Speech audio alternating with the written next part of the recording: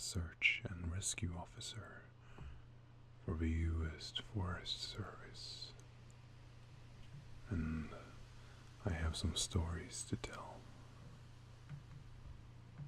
I wasn't quite sure where else to post these stories, so I figured I share them here. I've been an SAR officer for a few years now, and along the way I've seen some things that I think you guys will be interested in.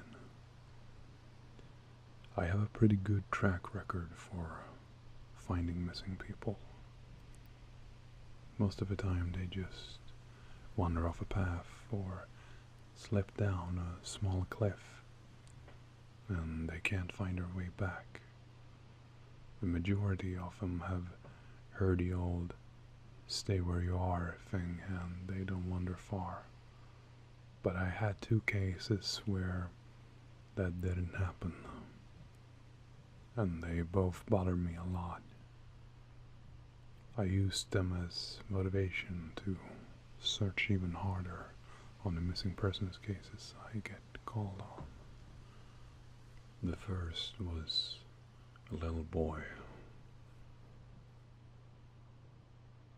who was out berry picking with his parents. He and his sister were together, and both of them went missing around the same time.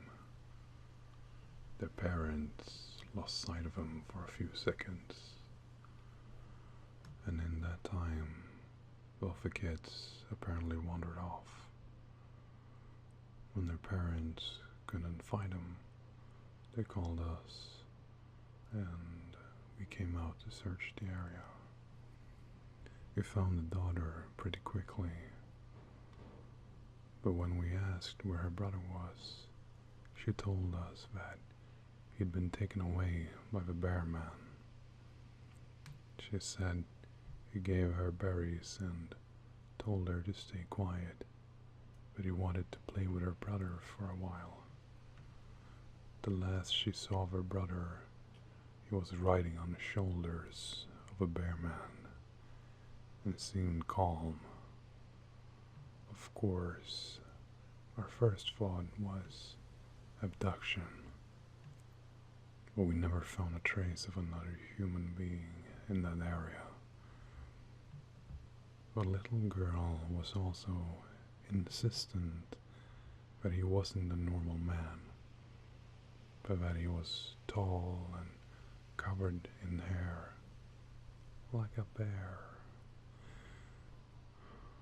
and that he had a weird face. We searched that area for weeks. It was one of the longest calls I'd ever been on.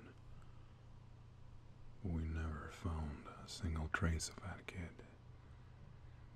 The other was a young woman who was out hiking with her mom and grandpa. According to her mother, her daughter had climbed up a tree to get a better view of the forest, and she never came back down. They waited at the base of a tree for hours, calling her name before they called for help. Again, we searched everywhere. We never found a trace of her, and I have no idea where she could possibly have gone, because none of them saw her come down. A few times I've been out on my own searching with a canine, and they tried to lead me to straight up cliffs, not hills, not even rock faces, just straight sheer cliffs with no possible handholds. It's always baffling, and in those cases we usually find a person on the other side of a cliff or miles away from where the canine has led us. I'm sure there's an explanation, but I don't get it. One particularly sad case involved the recovery of a body. There was a 9-year-old that fell down an embankment and got impaled on a dead tree at the base. It was a complete freak accident, but I'll never forget the sound her mother made when we told her what had happened. She saw the body bag being loaded into the ambulance. She let out the most haunting, heartbroken wail I ever heard. It was like her whole life was crashing down around her, and a part of her had died with her daughter. I heard from another SAR officer that she ended herself a few weeks after it happened. She couldn't live with the loss of her daughter.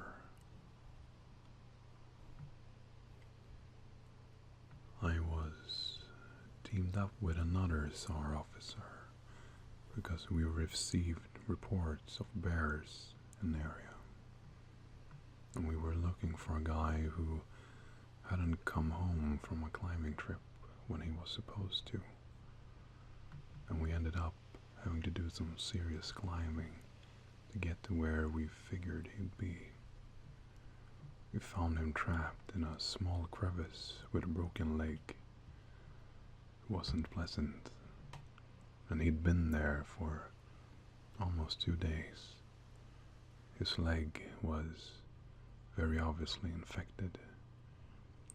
We were able to get him into a chopper, and I heard from one of the EMTs that the guy was absolutely inconsolable. He kept talking about he'd been doing fine, and when he got into the top, there was a man. He said that the guy had no climbing equipment. He was wearing a parka and ski pants. And then he walked up to the guy, and when the guy turned around, there was no face. It was just blanked.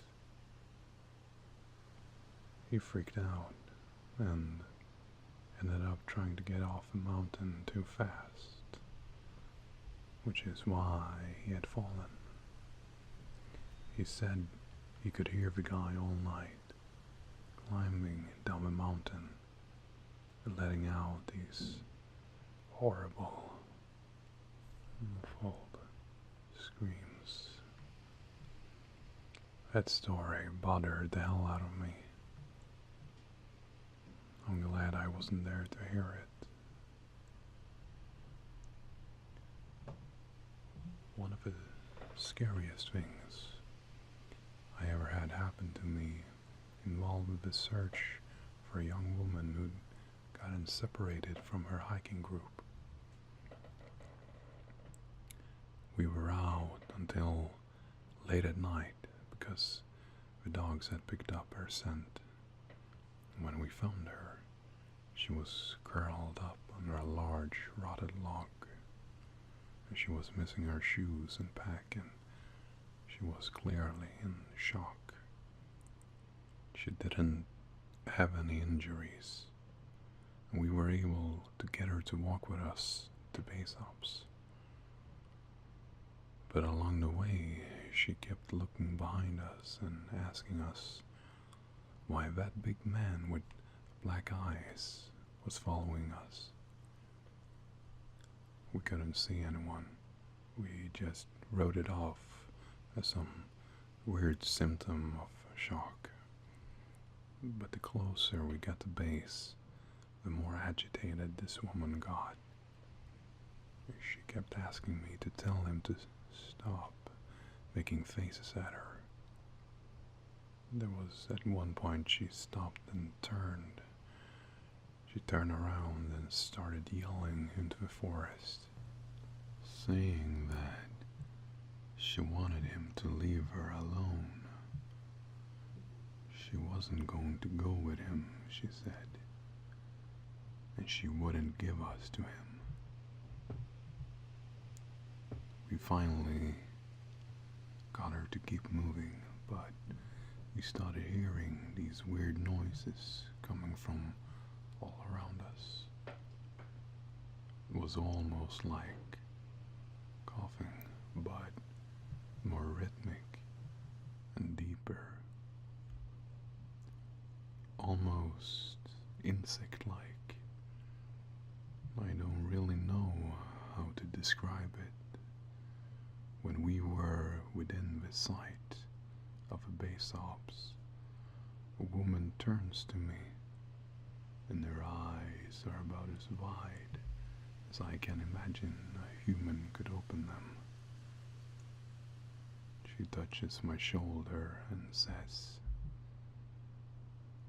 to tell you to speed up. He doesn't like looking at the scar on your neck. I have a very small scar on the base of my neck, but mostly it's hidden under my collar, so I have no idea how this woman saw it. And right after she says it, I hear that weird coughing right in my ear. And I just about jumped out of my skin. I hustled her to the ops, trying not to show how freaked out I was. But I have to say, I was really happy when we left the area that night. This is the last one that I will tell, and it's probably the weirdest story that I have. No, I don't know if this is true in every SAR unit, but in mine, it's sort of an unspoken, regular thing that we run into. You can try asking about it with other SAR officers, but even if they know what you're talking about, they probably won't say anything about it. We've been told not to talk about it by our superiors, and at this point, we all gotten so used to it that it doesn't even seem weird anymore.